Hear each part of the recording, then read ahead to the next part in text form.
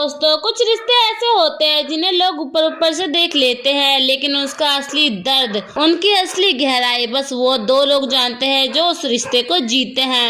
और ऐसा ही बॉलीवुड में एक रिश्ता ऐसा भी है जो जितना उलझा हुआ था पर उतना सुलझा हुआ भी है।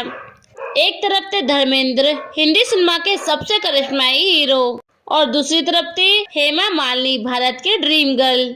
दोनों ही सुपरस्टार, दोनों की फैन फॉलोइंग बहुत ही ज्यादा, और दोनों ही फिल्मी हीरो हीरोइन। और इनकी लव स्टोरी भी कुछ ऐसी है सबसे हटके। इनके बीच में प्यार इतना जटिल कि दुनिया अभी तक नहीं समझ सकती।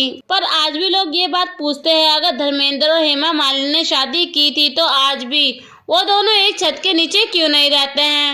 आखिर क्यों आधी रात को धर्मेंद्र जुहू के उस घर में जाते थे जहाँ पे उनकी पहली पत्नी प्रकाश कौर और उनके बेटे रहते थे?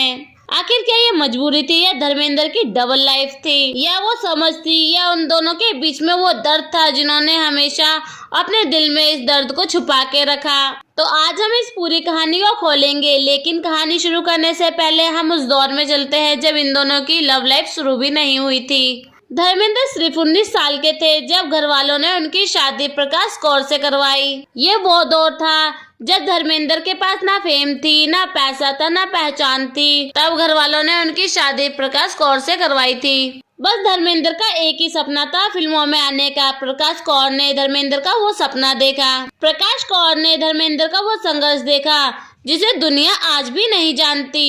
एक एक रुपए की दिक्कत, ऑडिशन की लंबी कतारें, गुस्से से भरी रातें और थके हुए दिन, और इन सब चीजों के बीच बस एक ही उनके साथ खड़ा था, वो है उनकी पहली पत्नी प्रकाश कौर। शायद यही वजह थी कि धर्मेंद्र अपने पहले परिवार से अपने आप को कभी भी दूर नहीं कर पाए। उनकी जड़ों में, उनके संस्कारों में उनको अपने पहले परिवार से कभी भी दूर नहीं कर पाए। और अब जिंदगी का असली मोड़ तो तब आया जब उनकी मुलाकात हेमा मालिनी से हुई। हेमा मालिनी पहले से ही पूरे भारत की ड्रीम गर्ल रही है। उनकी शालीनता ऐसी थी कि कोई भी उनको देखता ही रह जाए।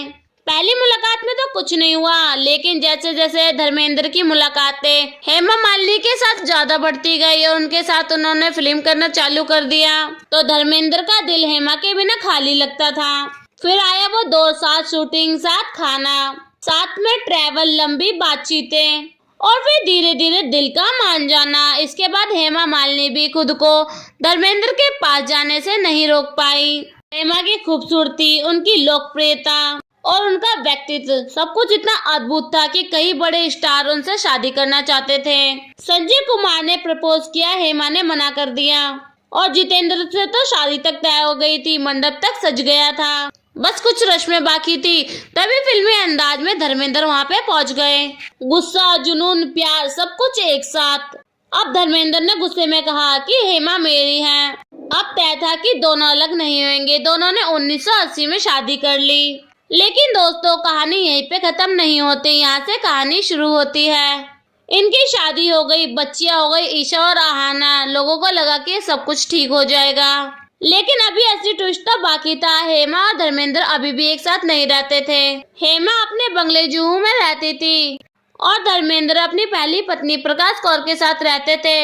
इन दोनों के बीच में दूरी बस 2 मिनट की थी, लेकिन भावनात्मक दूरी कभी भी खत्म नहीं हुई। जब हेमा से पूछा गया कि तुम अलग क्यों रहती हो, तो हेमा ने बोला कि मैं किसी को डिस्टर्ब नहीं करना चाहती। दोस्तों, इस बस एक लाइन में इतना दर्द छुपा है जिसे दुनिया ने कभी नहीं समझा। हेमा शायद जानती थी कि उस घर में पहले से ही 4 बच्चे हैं, एक पत्नी है और उनका पूरा संसार है। यही वजह थी कि हेमा ने कभी भी धर्मेंद्र से नहीं कहा कि तुम मेरे साथ रहो, मेरे बच्चों का ध्यान रखो, मुझे पत्नी होने का पूरा हक चाहिए।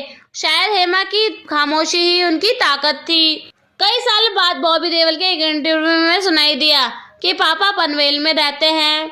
इस बात ने कहानी को नई दिशा दी। उसका मतलब था कि धर्मेंद्र ना ही तो हेमा के साथ, ना ही प्रकाश कौर के साथ, वे अपने खुद के बनाए घर में रहते थे।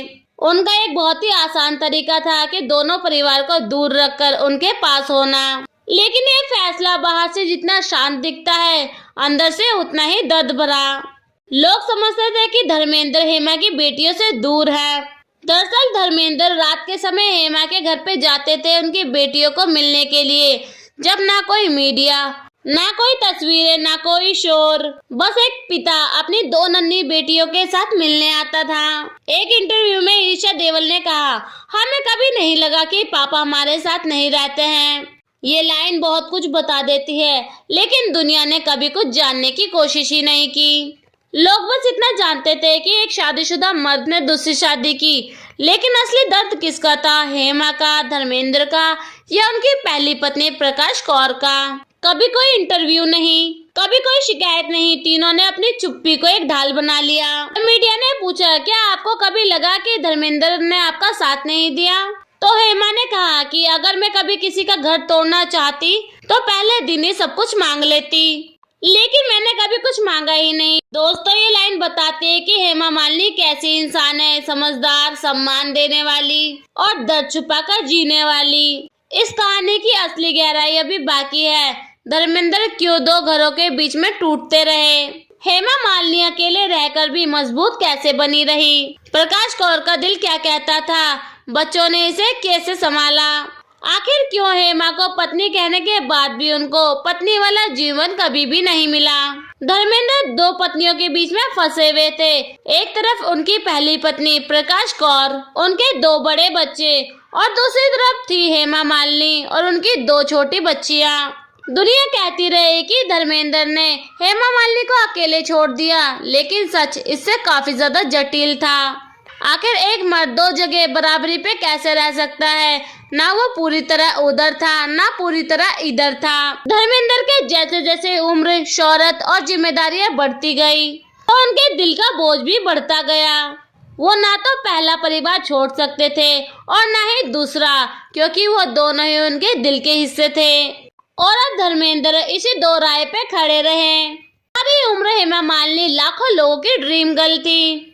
चमकते कपड़े, महंगी गाड़ियां, स्टेज पे नृत्य करने वाली रानी। लेकिन स्टेज से नीचे उतरते ही उनके घर की कोई और ही कहानी उन्हें कहती थी। रात का समय जहाँ पे अधिकतर महिलाएं अपने पति के साथ बैठकर चाय पीती है, छत पर घूमती है और दिन भर की सारी बातें करती है, तो वही वक्त था जब हेमा अपनी दोनों बेटियों के साथ अकेले बैठा करती थी। एक पति का साथ, साथी की मौजूदगी, परिवार का वो एहसास जो हेमा मालिनी को कभी भी नहीं मिला। फिर भी कभी भी हेमा मालिनी के चेहरे पे कभी गुस्सा नहीं आया, कभी भी कोई शिकायत नहीं। उन्होंने कहा था कि मैंने अपनी जिंदगी का रास्ता खुद चुना है, अब मुझे मुस्कुराते हुए ही चलना है। प्रकाश कौर ने भी कभी कैमरे के सामने कुछ नहीं कहा, न कभी कोई इंटरव्यू, न कभी कोई आरोप। उनकी खामोशी में भी कोई कहानी छुपी थी, क्योंकि वे जानती थी कि उनका पति किसी और से प्यार करता है। इन सब के बावजूद भी उन्होंने कभी भी धर्मेंद्र का साथ नहीं छोड़ा। उन्होंने घर संभाला, बच्चों को पाला और अपनी सारी तकलीफों को अपने पल्ले में बांधकर रख लिया।